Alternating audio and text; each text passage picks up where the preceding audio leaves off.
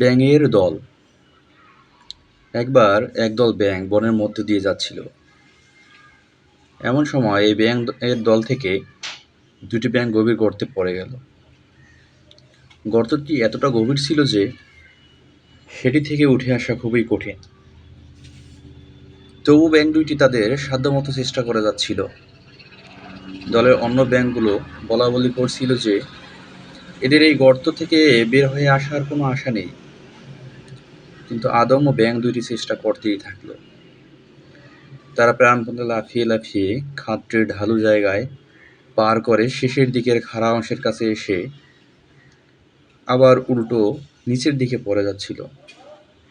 তখন উপরে থাকা ব্যাঙ চিৎকার করে বলতেছিল, তোমরা কিছুতেই উপরে উঠতে পারবে না, এটি খুবই বড় গর্ত, এখান থেকে উঠে আসা কোনোভাবেই সম্ভব না।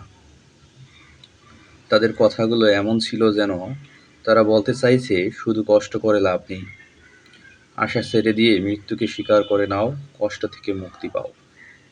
দুটি ব্যাঙের মধ্যে একটি তাদের কথায় কান দিল না এবং গর্তের উপরের দিকে ওঠা বাদ দিয়ে আরও গভীরের দিকে লাফিয়ে পড়ে মরে গেল।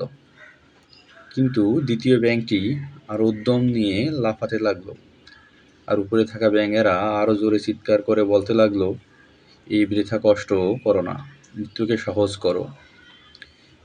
কিন্তু ব্যাঙটি অবশেষে উপরে উঠে এলো। উপরে ওঠার পর ব্যাঙটি যা বলল তাতে দলের সবাই অবাক হয়ে তাকিয়ে রইল। ব্যাঙটি বলল, উপরে থেকে তোমাদেরকে চিৎকার করে করে আমাকে উৎসাহ দেওয়ার কারণেই আমি মনোবল পেয়ে উপরে উঠে আসলাম। তোমরা না থাকলে আমি হয়তো হাল ছেড়ে দিতাম। আমি কানে শুনতে পাই না, শুধু চোখে দেখেছি তোমরা গলা ফাটিয়ে আমাকে উপরে উঠে আসতে বলছো। এই গল্প থেকে আমরা যা শিখতে পারি, আশেপাশের মানুষের একটু উৎসাহ মানুষের কঠিন বিপদেও সামনে এগিয়ে যেতে সহায়তা করে, এবং নেতিবাচক কথায় কান না দিয়ে নিজ লক্ষ্যে অবিচল থাকলে সফলতা আসে।